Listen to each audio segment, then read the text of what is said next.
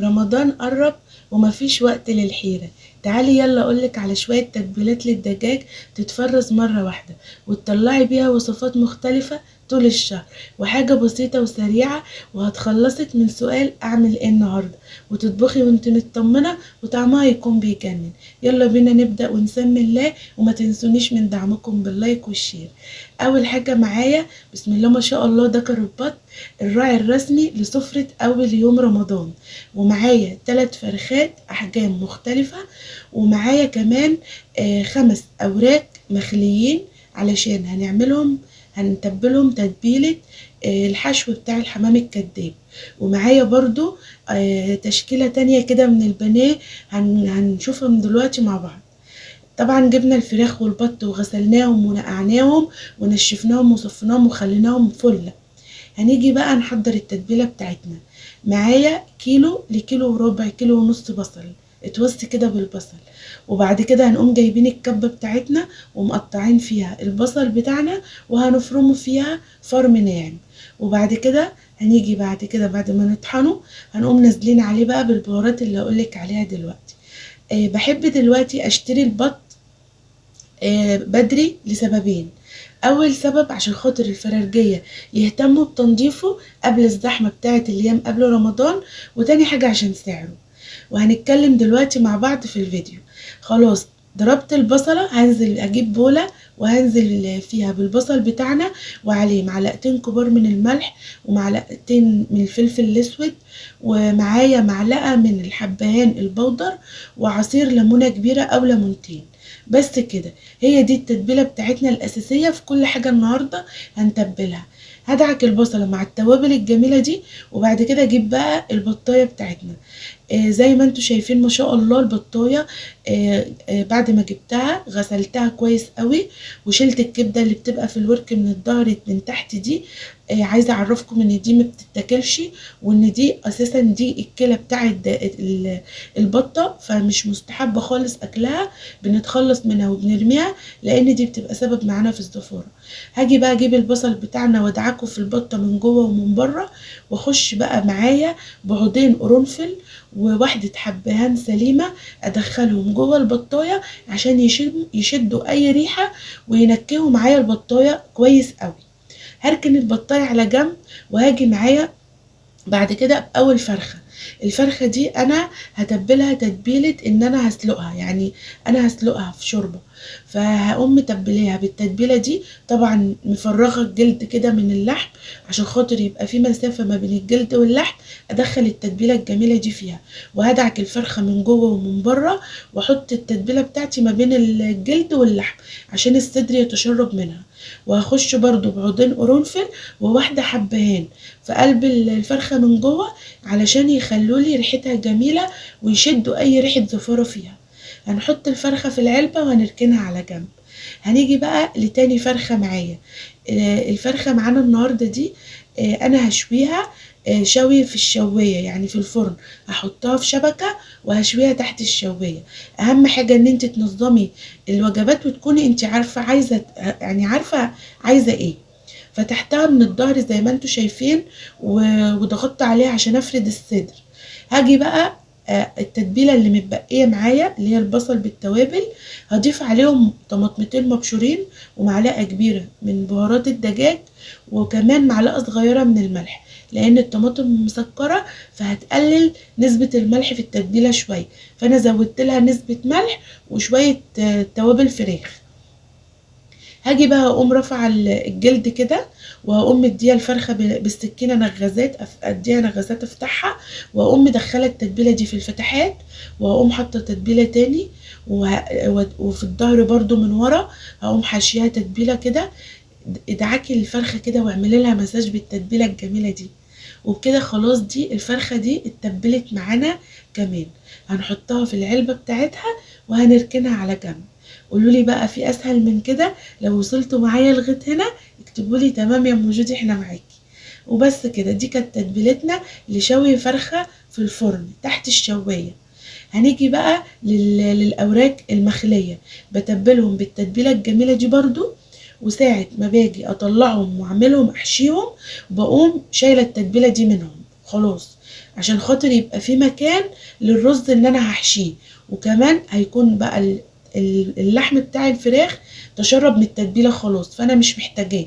يعني هتتبليها وتشيليها، وساعه ما تيجي تحشيها هتتخلصي من التتبيله دي، تنفضيها منها كده وتتخلصي منها، وتبتدي بقى ان انت تحشي الاوراق كلها بالمنظر اللي انت شايفاه ده. بيخليلك طعم اللحمه بتاعت الوراك سكر، والله سكر بمعنى الكلمه. جربوها وانتوا ان شاء الله هتعجبكم جدا. خلاص تبلتها، هاجي بقى اجيب العلبه بتاعتها، هحط في ارضيه العلبه من التتبيله، وبعد كده هقوم رصه الحمام الكداب بتاعي، وهنزل بباقي التتبيله من عليه من على الوش من فوق، عشان تبقى ايه، اتاكد انها كلها تتشرب من بره ومن جوه التتبيله. هنقفل العلبه وهنركنها على جنب، ونخش بعد كده في الوصفه اللي بعد كده. لو وصلتوا معايا لغايه هنا تمام اكتبولي تمام. هنيجي بقى للفرخه التالتة معايا. زي ما انتوا شايفين الفراخ مغسوله كويس قوي وريحتها زي الفل. تحط لها في محلول النقع سكر وملح وجنزبيل وليمون، هيخليلك الفرخه قشطه. هتيجي بقى تقطعيها، هنقطع الفرخه معانا ل15 قطعه، علشان الوصفه دي هتبلها بتتبيله البروستد، يعني هنعملها زي دجاج كنتاكي كده ان شاء الله. هنقطعها على باكتر عدد ممكن انت تحبيه، علشان خاطر كل ما هتقللي في حجم القطعه كل ما هتتشرب من التتبيله اكتر، وكل ما هتستوي معاكي وهتبقى جميله. باجي اقطع الدبوس، وبعد كده باقي الورك بقوم شايله منه العظمه دي، علشان خاطر ما يبقاش فيه تجمعات دمويه حواليها وتغير لون اللحم بتاع الورك، وكمان تشرب من التتبيله اسرع. هقسم بقى باقي الورك على 2، بقيته على 2 زي ما انتوا شايفين كده. بقوم متخلصه من العظمه دي، وبعد كده بقوم قسمها على 2، يبقى كده الورك عمل معايا 6 قطع. الدبوس 2 دبوس، وبقيه الورك قطعتهم على 4 زي ما انتوا شايفين.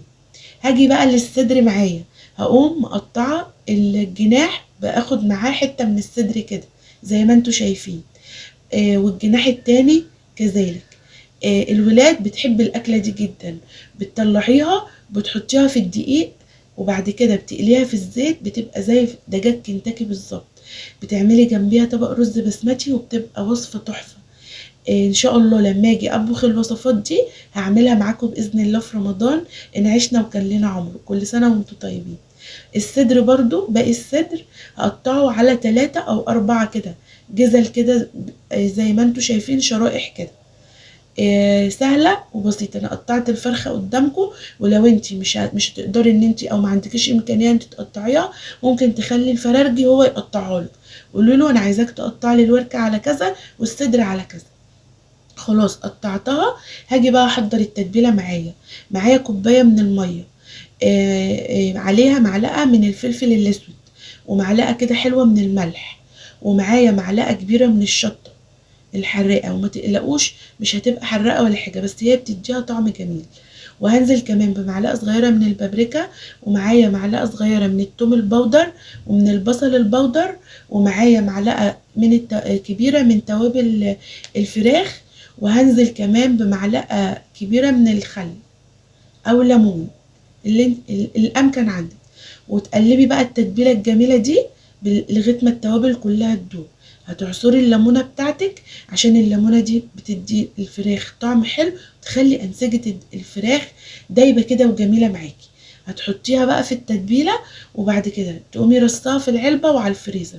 تطلعيها ان شاء الله يوم ما تعمليها وتجهزيها تبقى جاهزه معاكي، هتوفر معاكي وقت ومجهود. هتعملي التفريزات دي هتتعبي يوم، بس هتوفر عليكي ايام كتير قوي.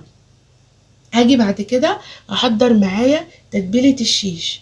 معايا معلقتين كبار زبادي، عليهم رشه ملح، معلقه ملح، فلفل اسود، معلقه كبيره مستردة، معلقتين كبار من الصويا صوص، ومعايا توم باودر، بصل باودر، ومعايا كمان بابريكا وفلفل اسود وتوابل فراخ. ولو عندك توابل شاورما حطي. وهنزل بمعلقه خل، واقلب بقى التتبيله دي كلها مع بعض.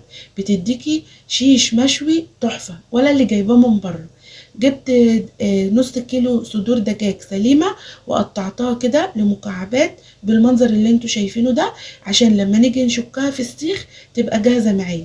هنزل بالشيش في قلب التتبيلة واقلبه تقليبة كويسة لغاية ما يتشرب منها تماما، وبعد كده هقوم مفضياه في العلبة بتاعته. لغايه كده تمام تمام؟ وصلتوا معايا لغايه هنا؟ اكتبوا لي في التعليقات تمام يا مجودي. هاجي بقى معايا فلفل الوان اخضر واحمر واصفر وبصل، هقلبهم في باقي التتبيله واقوم نازله في العلبه يتبلوا مع الدجاج، عشان لما اجي اطلعه واشكه في السياخ تكون جاهزه معايا. ودي بقى تتبيله البانيه، تتبيله خطيره جدا، هتوفر عليكي خطوات كتير قوي للبانيه، جربيها تحفه. هنزل معايا في الكبه ببصلايه ومعلقه ملح، فلفل اسود، توم باودر، ومعايا كيس من الفيجيتار، ومعايا بيضتين وكوبايه صغيره من اللبن ومعلقتين كبار من الدقيق. التتبيله دي جربيها للبانيه وان شاء الله هتعجبك جدا، هتوفر عليكي خطوات ان انت تطلعي البانيه تحطيه في دقيق وبعد كده بيض وبعد كده بقسماط. لا، هتتبلي البانيه بيها هيتشرب من كل الاطعمه الجميله دي وتطلعيه على البقسماط على طول وتقلي. هضربها في الكبه تنعم معايا، وهكون مجهزه معايا كيلو بانيه. المقادير دي لكيلو بانيه يا بنات. هتقومي حاطه البانيه في بوله ونازله بالتتبيله دي عليه وتقلبي تقلبي، هيكون معاكي احلى بانيه جاهز. هتطلعيه بالتتبيله دي على البقسماط على طول وتقلي. وبكده يبقى خلصنا النهارده كل الوصفات معانا. لو حابين نعمل لكم فيديوهات من دي تاني ونشكل فيها وصفات لحوم برضو وحاجات زي كده، اكتبولي في الكومنتات وانا من عيني مش هتأخر عليكم. عملنا النهارده كذا تتبيله جميله لكذا وصفه مختلفه، هتوفر عليكي ايام تعب كتير في رمضان. غلفت دكر البط بستريتش راب، والفرخه كمان اللي هي هتتسلق في كيس، ودي الفرخه اللي هي متبله شوايه. كل ده ما اخدش مننا يعني ساعتين 3. اهم حاجه واكتر حاجه يعني انت هتتعبي فيها هي تنظيف الفراخ وتعقيمها قبل التتبيل، هو ده فعلا اللي بيبقى محتاج مجهود. اهم حاجه تغسليها وتنضفيها كويس وتسيبيها تصطفى من اي ميه فيها وتنشفيها، وتبتدي تعملي التتبيلات الجميله دي. تتبيلات سهله ومش متعبه، وهتديكي طعم خطير جدا للفراخ اللي انت عاملاها، وتاكلوهم بالف هنا وشفا. عاوزاكي تقولي لي بقى انتوا من نوعيه اللي بيحبوا يفرزوا، ولا من اللي هم بيحبوا يطبخوا كده يوم بيومه؟ اكتبوا لي في الكومنتات رايكم، ولو عايزين تسالوا على اي حاجه في الوصفه انا من عيني هرد عليكم. وقولوا لي رايكم بقى بجد في فيديو النهارده. انا عارفه ان انا طولت عليكم فيه، بس محتاجه دعمكم وتقولوا لي فيه رايكم، لان بجد انا تعبت في تصوير الفيديو ده قوي، يمكن قعدت يوم بحاله اصور. فاكتبوا لي في التعليقات رايكم، واوعوا تنسوا تحطوا اللايك وتكتبوا لي وتعملوا مشاركه للفيديو عشان الكل يستفيد، وتتابعوا القناه عشان يوصلكم كل جديد. دمتم في رعايه الله وفي حفظه وفي امان.